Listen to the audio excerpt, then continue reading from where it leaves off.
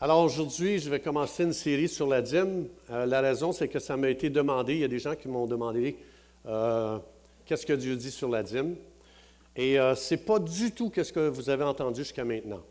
Vous allez entendre des choses que vous avez probablement jamais entendues. Et puis, beaucoup de choses qui ont été déformées.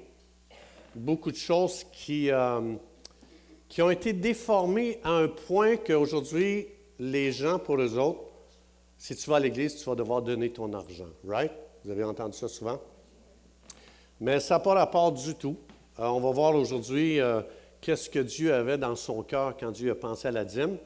Donc, Saint-Esprit, je te demande aujourd'hui de venir détruire tout ce qui a été déposé dans nos vies qui n'est pas vrai. Je t'invite, Saint-Esprit, c'est toi qui es l'esprit de révélation. Jésus a dit que le Saint-Esprit va vous révéler toutes choses. J'ai besoin d'une révélation concernant la beauté, le côté extraordinaire de ce que Dieu avait dans son cœur quand Dieu pensait à la dîme, qui est très, très loin de ce qu'on pense. Alors, on t'invite, Saint-Esprit, on a besoin de ton aide. Surprends-nous. Surprends-nous, puis amène la fraîcheur dans nos vies et viens briser nos concepts. Qui est d'accord? Oh boy, ça va être super aujourd'hui. Alors, la fameuse dîme, je veux juste vous dire, c'est la première fois de ma vie de ministère en 200 ans que je parle sur ce sujet-là. Alors, ça veut dire, j'ai jamais eu à cœur de parler de ça. Donc, j'ai été en charge de l'Église pendant 20 ans. Et puis, ça fait 35 ans que j'enseigne. Et puis, ça n'a jamais été dans mon cœur. Mais aujourd'hui, je veux honorer les gens qui ont demandé d'enseigner sur la dîme. Alors, c'est par honneur que je fais ça. Et ce n'est pas que je veux votre argent. J'en veux pas. Ce n'est pas pour moi. Quand vous donnez, ce n'est pas pour moi. Donc, on va voir ça ensemble. Vous êtes d'accord? Alors, Saint-Esprit, fais-nous faire un beau voyage dans ce sujet si controversé et si tabou, et ce sujet qu'on n'ose pas parler. Au nom de Jésus. Alors, ma première question, c'est qui est la première personne dans la Bible qui a payé sa dîme? Oui, c'est Abraham. Oui, c'est Abraham qui a payé le premier sa dîme dans la Bible. Connaissez-vous le contexte de pourquoi Abraham a payé sa dîme? Alors, on va aller voir ça. Moi, je ne mets pas l'école, encore moins les examens, fait que je vous donne toutes les réponses ici. Alors, après qu'Abraham, c'était pas Abraham encore, c'était Abram. Après qu'Abraham fut revenu vainqueur de Kédor-Laomer, et des rois qui étaient avec lui, le roi de Sodome sortit à sa rencontre dans la vallée de Chavé, qui est la vallée du roi. Melchisédek, roi de Salem, fit apporter du pain et du vin, comme on a pris ce matin. Il était sacrificateur du Très-Haut, et il bénit Abraham et dit, « Béni soit Abraham, par le Dieu Très-Haut, maître du ciel et de la terre, béni soit le Dieu Très-Haut, qui a livré tes ennemis entre tes mains. » Et Abraham lui donna la dîme de tout le butin. Alors, le contexte, c'est très... Il faut regarder un petit peu plus dans le contexte. C'est que son neveu Lot à Abraham, il a été enlevé par des rois qui sont venus faire la guerre dans cette région-là. Et il avait pris Lot, son neveu, comme prisonnier, mais pas juste Lot. Ils ont pris plein de gens et ils ont ramassé en passant quelques rois. Et puis, ils les avaient fait prisonniers. Alors là, on est allé, on a couru à Abraham. On a dit, « Hey, Abraham, ton neveu il a été enlevé, sa famille, etc., blablabla. Bla, bla, bla. » Et c'est là qu'Abraham s'est levé, et dans le but d'aller faire la guerre à ceux qui ont enlevé son neveu et des rois qui ont fait prisonnier. Et donc, ça, c'est le contexte ici, et c'est ce qu'on voit ici exactement dans le contexte ici. Donc, donc, il a donné sa dîme à Melchisédek. Qu'est-ce que Melchisédek a fait dans le texte ici? Ben, la réponse est au verset 18. Il a pris du pain et du vin puis il a amené ça à Abraham, right? Donc, êtes-vous là? Oui, OK. Alors, c'est ça qu'il a fait. Il a fait une deuxième chose. Il a béni Abraham. Donc, et qu'est-ce qu'Abraham a fait, lui? Il a donné sa dîme à Melchisédek. C'est ce qu'on voit ici. Est-ce que c'est correct qu'est-ce qu'Abraham vient de faire? Oui ou non? Pourquoi? Moi, je dis que ce qu'il vient de faire est complètement off. Ah non, moi je dis ça. J'ai-tu raison? Non. Intéressant. Moi, je dis qu'il n'a pas bien fait ça ici, Abraham. Pourquoi est-ce que je dis ça?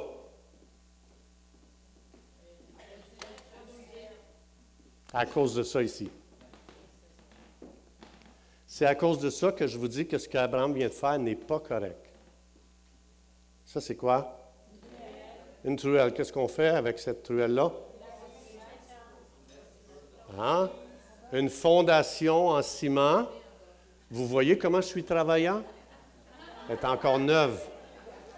Ça vous montre mes talents. Je l'ai acheté espérant que quelqu'un viendrait un jour faire le ciment chez moi. Donc, je viens de lancer un message aux gens. Et ça ici, c'est quoi? C'est un niveau. Est-ce que, pour vous qui avez lu et étudié la Bible, est-ce que Dieu avait posé un fondement pour la dîme?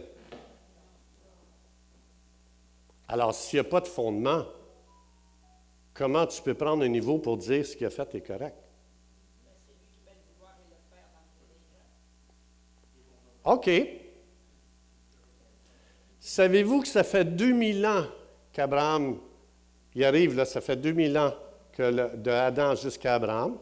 Et en 2000 ans, Dieu n'a jamais, jamais, jamais posé de fondation pour la dîme. Pourquoi? Dieu, ce que Marlène elle a dit, moi je dis que ce n'est pas correct. Dieu n'a pas mis le vouloir et le faire en Abraham. C'est un verset, je l'aime ce verset-là.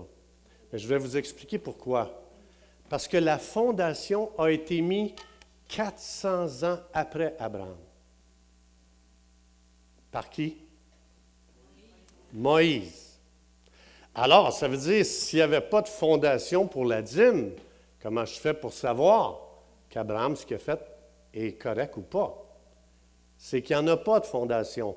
Tu peux pas, hein? Il n'y a pas de fondation. S'il n'y a pas de fondation, comment tu veux mettre le niveau sur quelque chose pour savoir si c'est droit?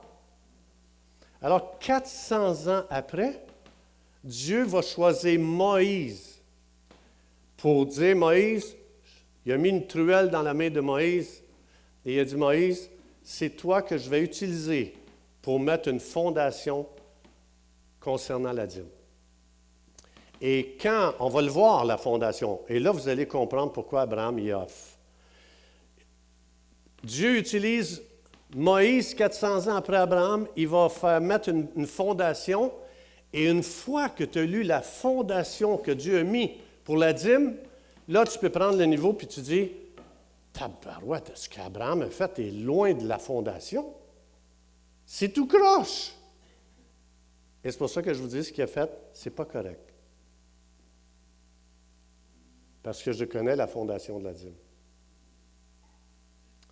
Et vous allez voir, quand on va voir la fondation, ça n'a rien à voir avec ce que Dieu dit que c'est quoi la dîme, avec ce qu'il vient de faire. Ça n'a rien à voir. Alors, ma question, c'est, il a été influencé par qui d'abord, Abraham? Comment Abraham a été influencé d'abord pour dire, je donne la dîme, quand il n'y a pas de fondation, quand Dieu n'a jamais parlé de ça, quand Dieu n'a rien dit encore. Il a pris ça où? Comment? Félicitations. Plus fort, Christian? Bravo. Bravo. Le modèle qu'il y a eu Abraham, il est ici. Moi, j'ai un dictionnaire chez nous de la Bible.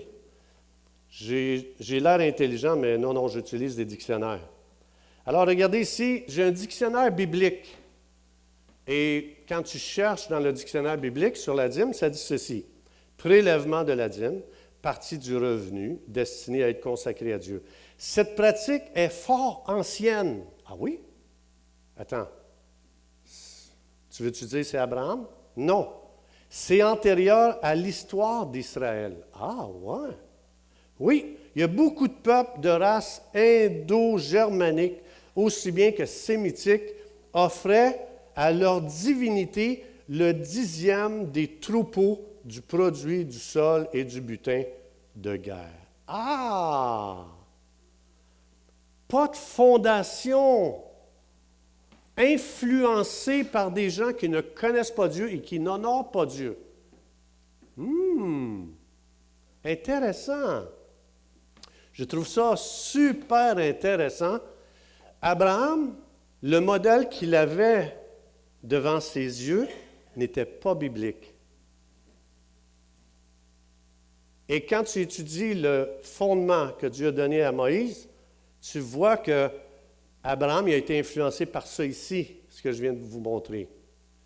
Parce que les peuples non-croyants, qui ne croyaient pas en Dieu, qui avaient mis Dieu de côté, eux autres, ils donnaient la dîme à leur divinité dans le but d'être protégés. Pour avoir du succès dans leurs entreprises. Ici, je déduis qu'Abraham a fait un vœu à Dieu avant d'aller à la guerre contre des rois. Il a fait un vœu que si Dieu faisait réussir cette guerre, s'il la gagnait, je te promets que je te donne le 10e du butin que je vais avoir. Tu dis, ben, ce n'est pas dans la Bible. Je fais juste déduire. Quand tu connais la fondation, puis tu vois, tu mets le niveau sur ce qu'Abraham a fait, tu dis, donc c'est où qu'il a pris son influence? Parce que l'influence ici, c'est qu'on donne notre dîme à des divinités pour nous protéger. On donne notre dîme à des divinités pour devenir prospères. Avez-vous déjà entendu ça dans l'Église? Si tu donnes ta dîme, tu vas prospérer. Avez-vous déjà entendu? C'est faux. C'est pas vrai. Ça vient des fausses influences. Ça vient des gens qui ne connaissent pas Dieu, qui font des choses à leur divinité dans le but de recevoir en retour. Alors ici, parce que, est-ce que Dieu a demandé à Abraham de donner la dîme? Non. Est-ce que Melchisédek a demandé à la dîme à Abraham? Alors, pourquoi d'abord il l'a fait?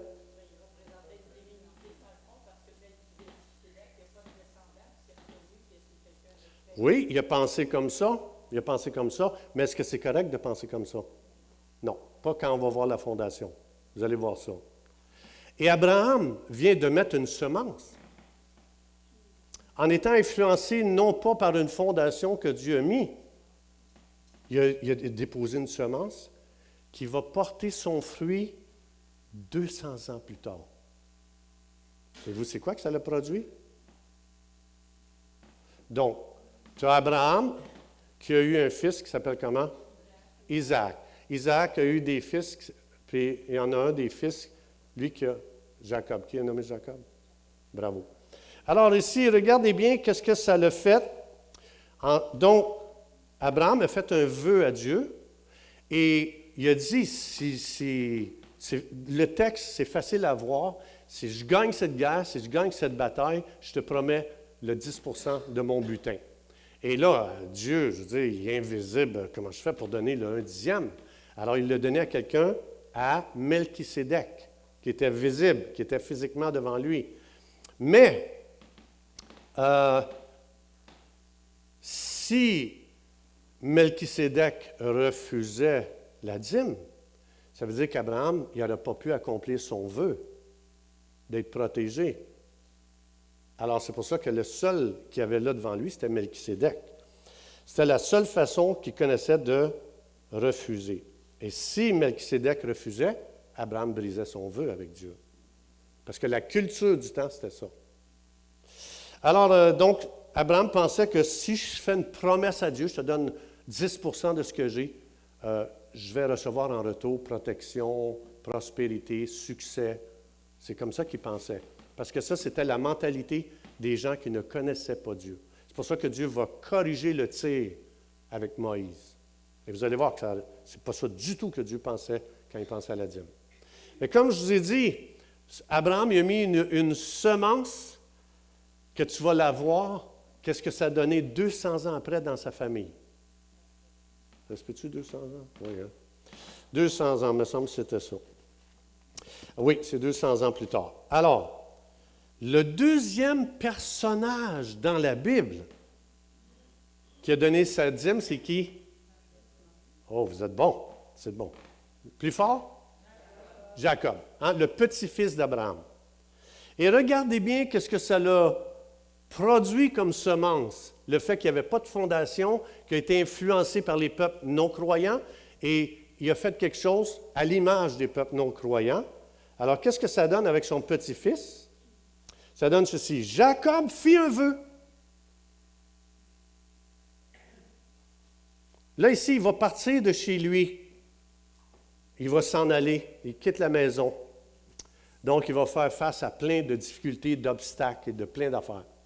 Mais lui, le seul modèle qu'il a eu de son grand-père, Abraham, il va le reproduire, lui, ici, parce que c'est ça qu'il a vu. Ça, c'est le modèle qu'il a eu.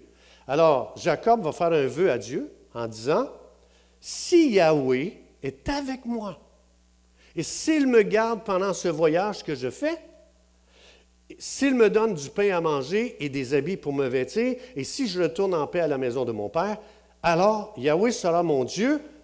Cette pierre que j'ai dressée pour monument sera la maison de Dieu, et je te donnerai la dîme de tout ce que tu me donneras. » Qu'est-ce qu'il fait, Jacob?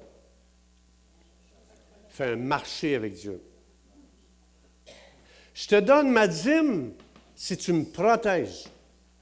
Je te donne ma dîme si tu me donnes de la bouffe. Je te donne ma dîme si tu me donnes des vêtements. Il est en train de faire un deal avec Dieu. Il est en train de marchander avec Dieu. On appelle ça de la manipulation. Quelqu'un qui donne sa dîme pour recevoir de Dieu quelque chose, on appelle ça de la manipulation jacobique. De la manipulation jacobique. Alors, mais c'est le modèle qu'il y a eu. Moi, je fais un deal avec Dieu. C'est le modèle qu'il y a eu. Puis vous allez voir, quand on va regarder la fondation que Dieu a donnée, jamais Dieu a dit dans la dîme, si tu donnes ta dîme, je te protégerai, je te ferai manger, je te donnerai des habits. Jamais. Jamais, jamais, jamais. C'est très, très loin de ça. Et on va voir que quand Dieu a demandé la dîme, c'est un feu d'artifice, regardez ça.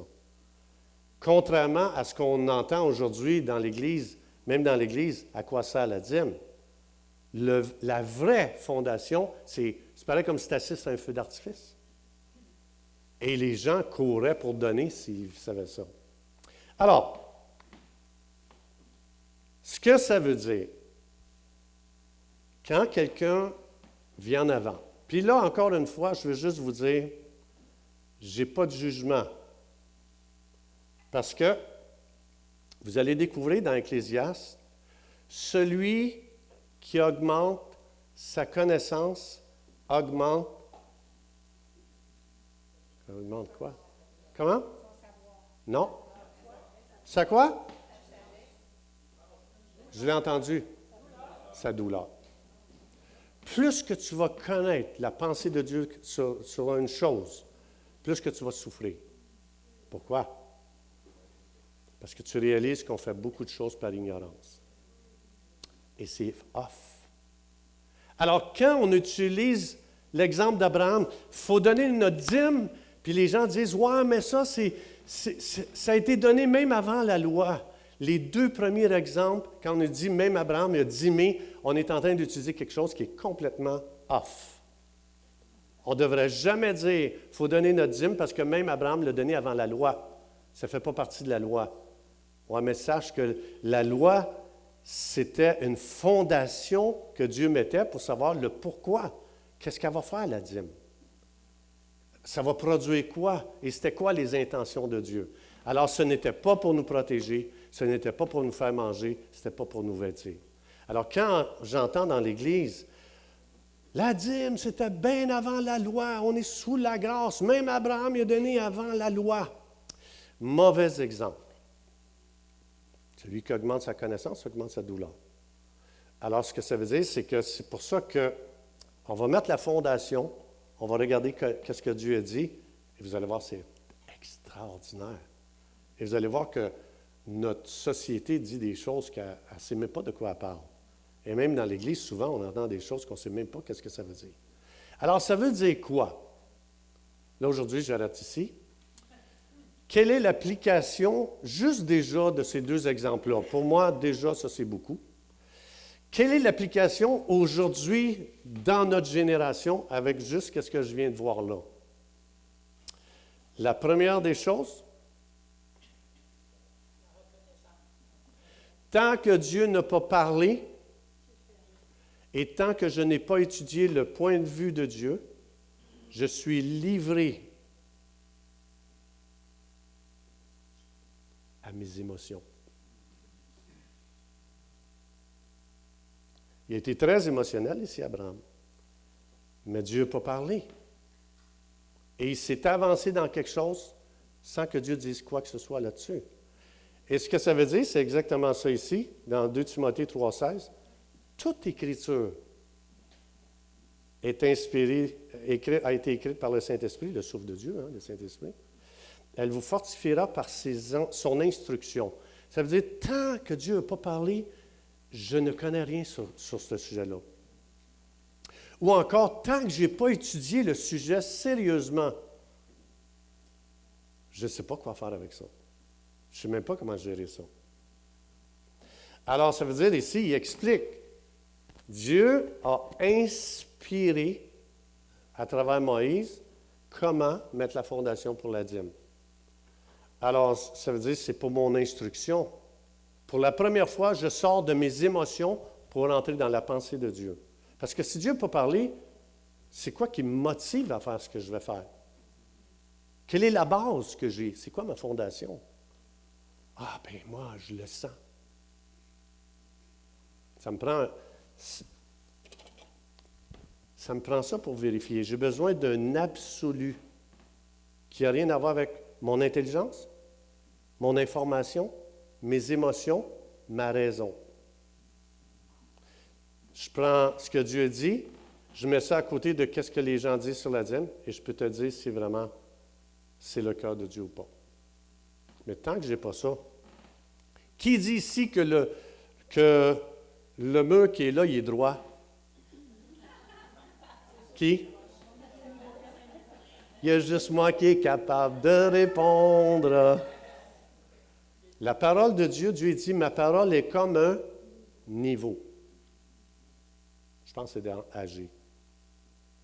Donc, quand Dieu parlait, pour la première fois de ma vie, j'ai un niveau pour tester tout ce que j'entends après. Si je ne connais pas la pensée de Dieu sur quelque chose, je n'ai pas de niveau. J'y vais. Moi, je dis que le mur qui est là, il n'est pas de niveau, puis lui, il est de niveau. Ah ouais? Comment tu fais pour savoir ça? Tu n'as pas d'absolu. La parole de Dieu, qu'est-ce que ça dit ici? Toute écriture est inspirée par le Saint-Esprit. C'est ça qui va t'instruire et ça, c'est ça qui va te permettre de corriger. Attends un petit peu, moi je dis que lui, le mur, il est croche. Il l'est. Je suis sûr de mon affaire. Ce n'est pas une question d'émotion, c'est une question que j'ai testée avec un absolu extérieur à moi. Et là, je peux corriger. Donc, quand Dieu parle ou quand j'ai étudié le sujet, j'ai un absolu qui est à l'extérieur de toute mon âme. Hein, les pensées, les émotions, la raison, la volonté, et puis l'intelligence. Ça fait partie de l'âme. Alors, j'ai quelque chose complètement extérieur qui me permet d'avoir une assurance et d'être convaincu de ce que j'avance. La parole de Dieu ici, ça dit, ça t'a été donné pour corriger. Ah, c'est pas de niveau, un petit peu long. Hein? OK. Et vous allez voir qu'on va corriger ça. Beaucoup de choses qui ont été dites sur la dîme, ça va être corrigé. Par la fondation. Ce n'est pas qu'est-ce que je ressens, ce n'est pas comment je vois la dîme, ça n'a pas rapport. Ou qu'est-ce que je pense, ça n'a pas rapport. Toi, tu penses quoi? Ce n'est pas important ce que je pense. C'est ce que Dieu pense. Ça, c'est important. Et c'est ça qui me permet de faire des corrections. Ensuite, il dit, ça va te donner la force de prendre la bonne direction. Si je n'ai pas le point de vue de Dieu sur la dîme, je vais aller dans la mauvaise direction concernant la dîme.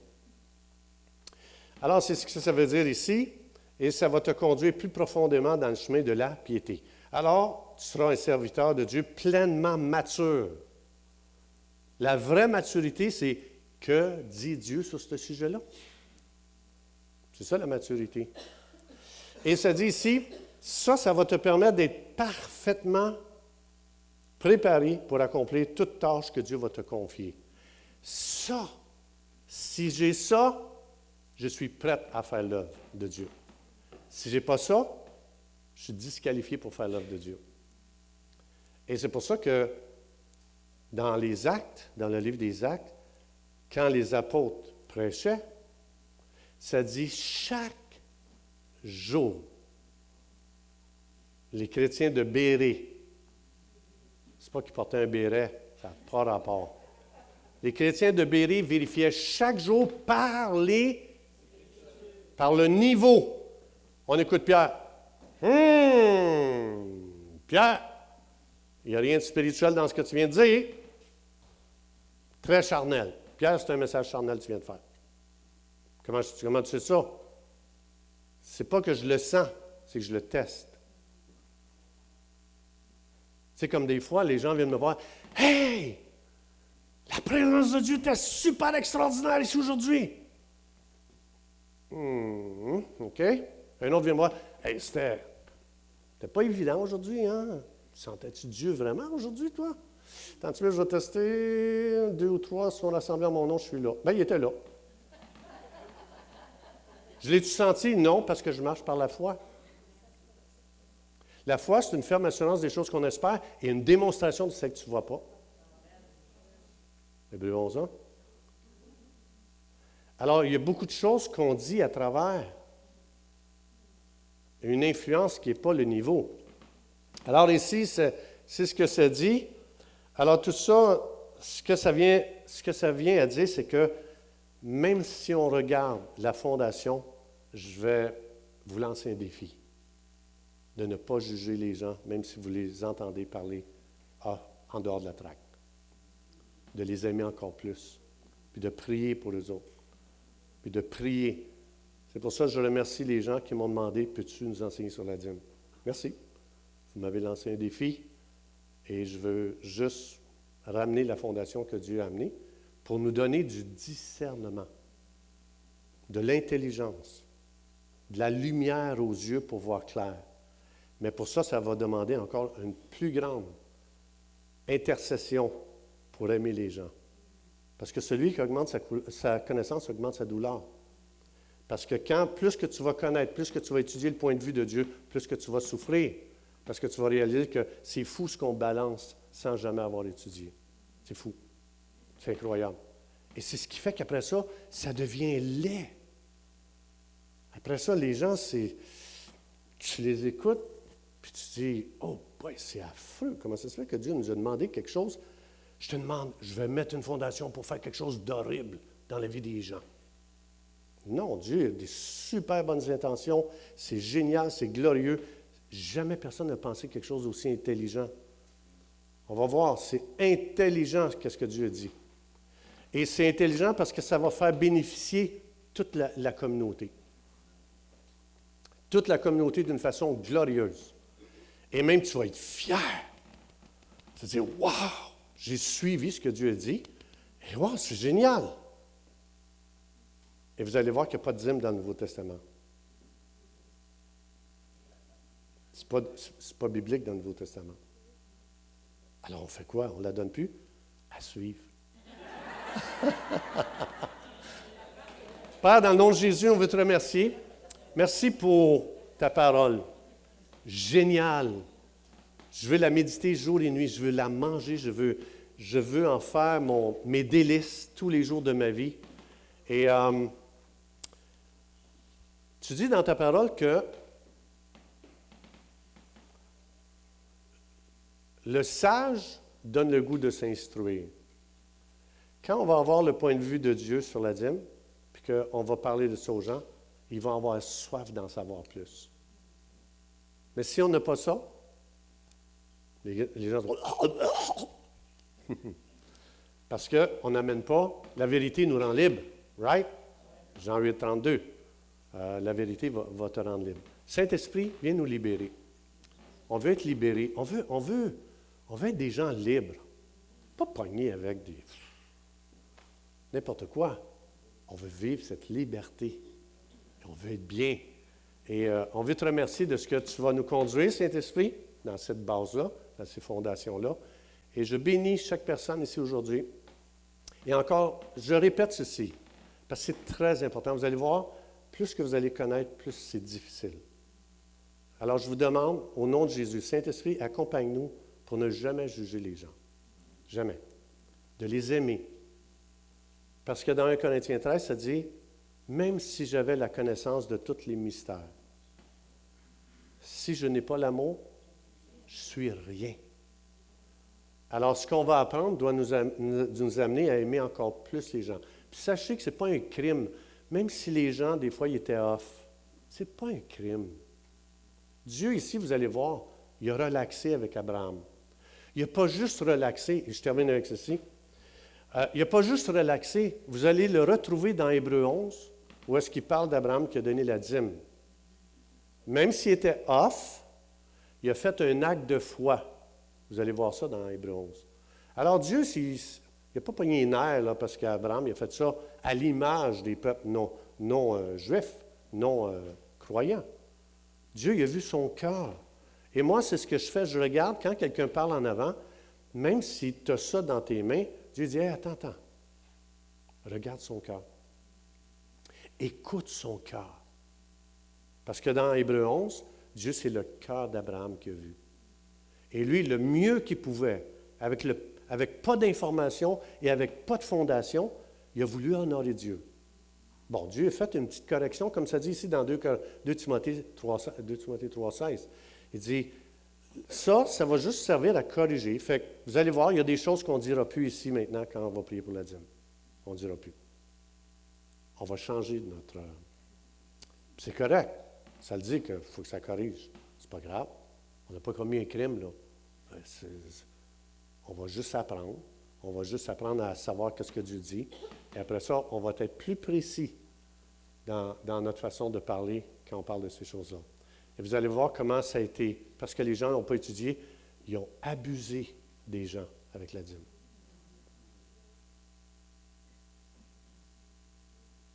La veuve qui a donné ses 2 sous, quand on va avoir fini d'étudier la base, vous allez dire, ça n'a pas de bon sens.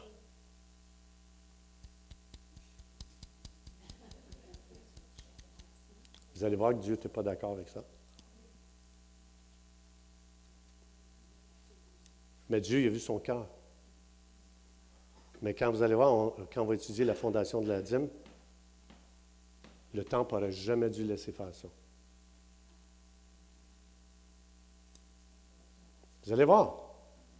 Ça va être intéressant. Ça va changer notre vision. Ça va changer complètement notre vision. Saint-Esprit, je veux prononcer une bénédiction spéciale sur chaque personne ici dans le nom de Jésus. Je vous bénis. Dans Éphésiens 3, ça dit, vous êtes bénis de toute bénédiction spirituelle dans les lieux célestes. Soyez bénis. Et je veux juste vous dire, je vais vous protéger. Si jamais vous avez parlé sur la dîme ici, et quand on va voir ça, vous allez réaliser, eh boy, j'étais comme ça, moi là, et j'ai honte. Je ne veux pas vous exposer, ce n'est pas ça le but. On veut vous entourer d'amour. et de bonté. On va juste s'aider les uns les autres et ne laissez pas le diable venir vous accuser. Romains 8:1. Il n'y a pas de condamnation pour ceux qui sont en Jésus. Donnez une bonne leçon à l'ennemi. Dites, « Ha! J'ai fait comme Abraham, mais Dieu a honoré mon cœur. » Alors Satan, ferme ta gueule.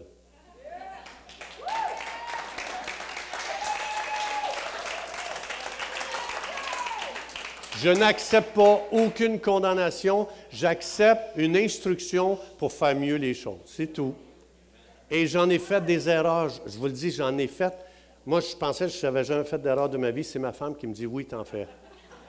Il est où ton niveau? Depuis que ma femme m'a dit ça, je pensais que j'étais parfait. J'ai mangé une volée. Moi, là, j'ai pris une débarque, là.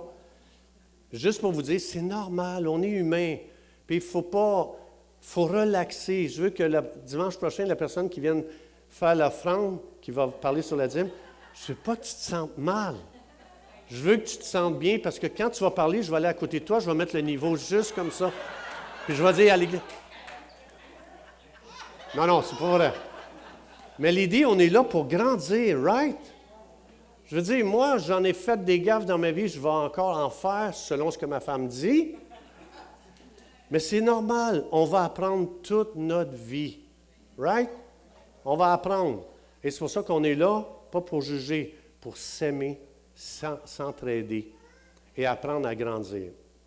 Et à dire, on va faire les choses pour honorer Dieu encore mieux la prochaine fois.